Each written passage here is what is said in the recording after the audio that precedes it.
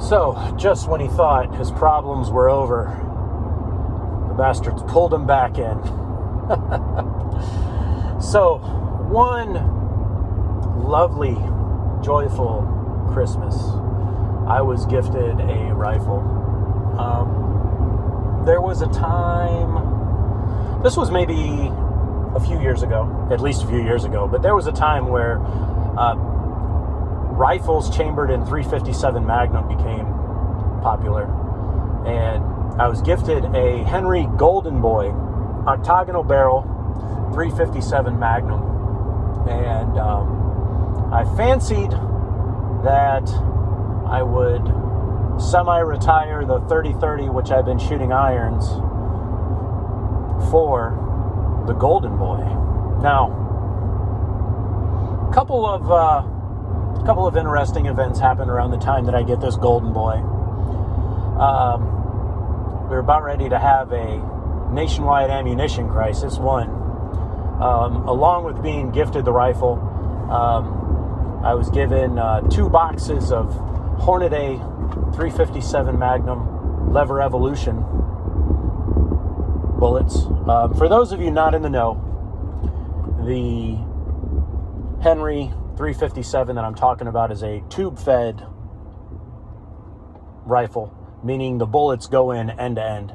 Now, on a tube-fed rifle, for those of you who don't know, when bullets go end to end, you don't want a pointy bullet sticking on the primer of the next bullet being fed, because they're end to end. When they're in a magazine, like many semi-automatics are, most semi-automatics, I should say, they're side by side, so that's not an issue, and you can put pointy bullets. Not that you would be allowed a pointy bullet in a hunting rifle down here anyway.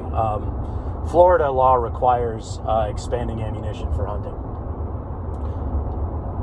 That being said, I have a problem. I like to shoot. So along with the 2 boxes of .357 Magnum, I was also gifted 1 box of 38 Special. I want to say it's a 158 grain is the only 38 Special that rifle can feed, because you can't run, say, like a short wide cut or anything. You need a longer bullet for it to chamber correctly, and even then, it chambers it kind of sketchy. Now, the difference between the 38 Special and the Lever Evolution Magnum, if any of you guys have shot a .357 Magnum and then shot 38 Special rounds, weapons that shoot those 2 different rounds, in my experience, you find they land in a very different place on the target.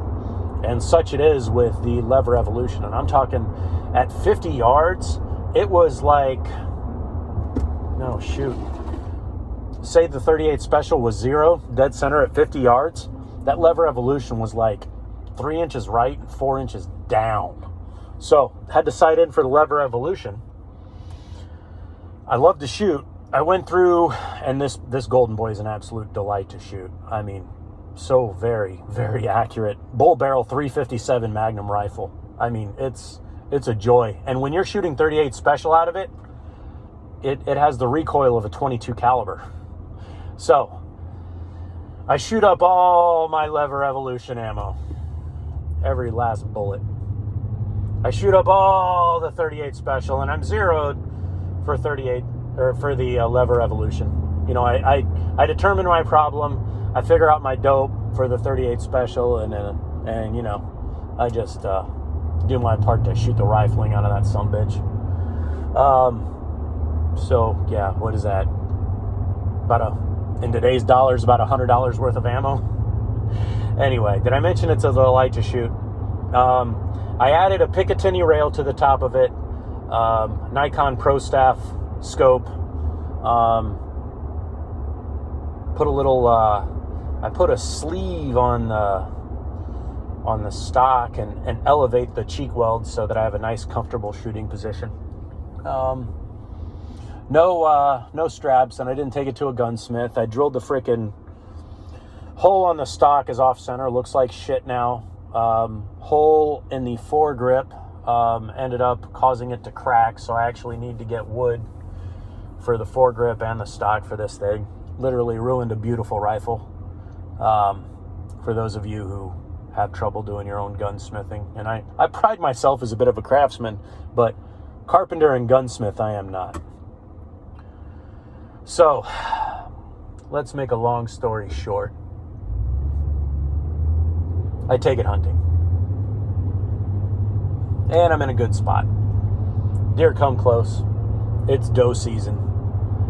And I've got four doe come within range.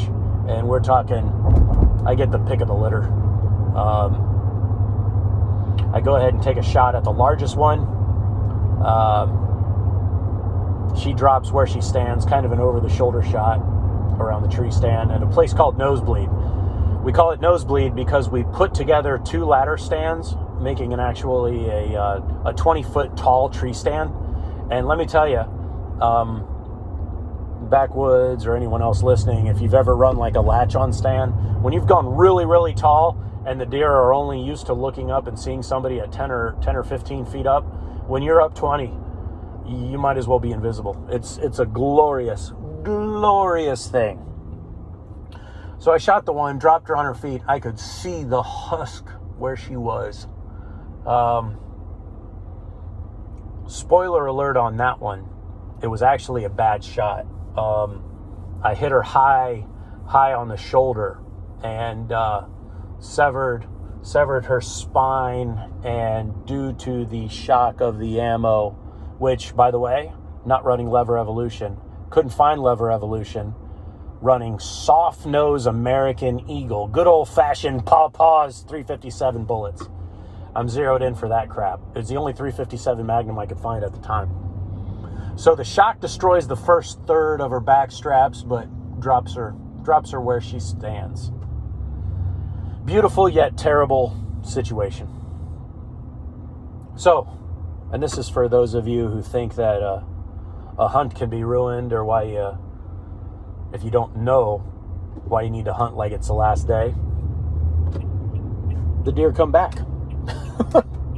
Another one comes back, and I'm not going to take another shot. I don't want to be greedy, but the other 3 deer come back. The nanny's down, next 3 come back, and there's room in my freezer, and I go ahead and I take a shot at the biggest one of the 3 that come back. Do everything I can, follow my shooting process. Definitely got a hit. For those who don't know, when you shoot something fleshy, you can hear the difference between hitting it and not hitting it. It's not like shooting paper. You know when you hit it. I knew that I hit her, saw where I hit her, noted the direction she took off. Obviously didn't drop her on her feet. It was, I don't want to say that light was failing, but,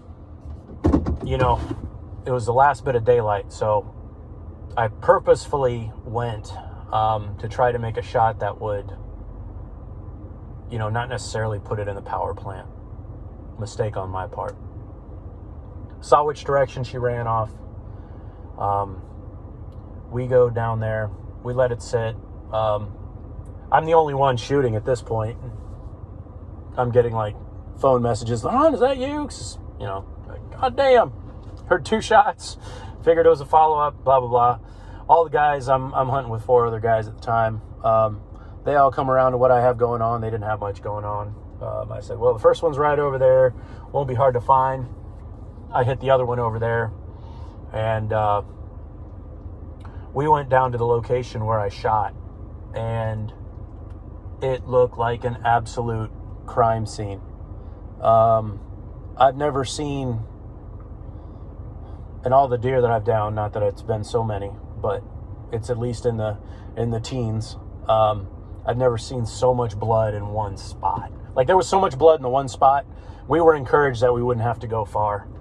And, I mean, it was literally like a crime scene. Spoiler alert on that one, it had to have been like a neck shot or something that clipped the front of her chest and the heart, but not the lungs. And we tracked and tracked. Sun went down. We tracked and tracked. And it had been, we were probably about an hour into tracking. We were running out of property to actually track on before we were in the neighbors. And as we were tracking, somebody would think they heard something. And we'd stop for a little bit, and there wouldn't be anything. And what was happening, we were bumping her. And she had enough gas in the tank to keep moving each time we bumped her. Because as we were seeing these blood trails, they were not scabbing. Like, they were fresh, and we were pushing her. If I had to go back in time, we should have waited a lot longer. After the first time we heard something, we should have let her sit. My hope is that she went to use. We got a lot of coyote on the property, and we got a bear, so she fed either the coyote or the bear, worst case scenario. If another hunter recovered her, even better, but I'll take the coyote or the bear. My theory is I hit her with a neck shot, soft point 357 out of a rifle. My opinion is that it makes the bullet go too fast, and I believe the bullet fragmented, and instead of staying together, the fragmentation may have caused like a significant amount of outgoing tissue damage, and just didn't hold together. Like the bullet is going too fast. Say the optimal ballistics, I'm just pulling a number out of my ass. Say the optimal ballistics for a 357 soft point is 1,000 feet per second or whatever. But out of the rifle, because you got 22 inches of barrel, 24 inches of barrel, it's pushing out 1,400, 1,600. Hornady makes the lever evolution where it can hold together and do that, but a non-bonded American Eagle soft point just didn't hit the goose. Didn't tear out enough to allow enough hydrostatic shock. Like if I would have been able to shock her hard enough, maybe it would have put her down then. But a lot of lessons learned that night, and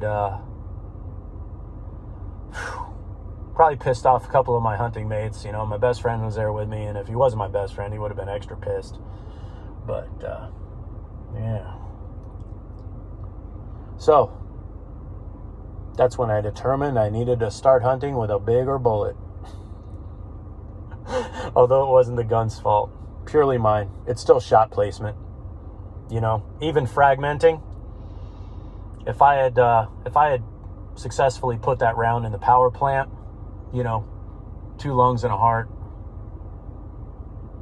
like you're supposed to, like you're told to do when you're a kid, would have been a different story.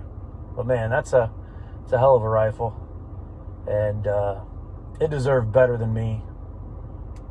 But it's going to be retired to target duty. All right. Hope everybody enjoyed this video. Backwoods, I know you liked it, and hope it inspired everybody else to go hunting. But not during an ammo crisis. Holy crap. And if you are shooting, word to the wise, if you are shooting a pistol caliber rifle, know your ammo. Know your ammo or figure something else out. All right. Catch y'all later.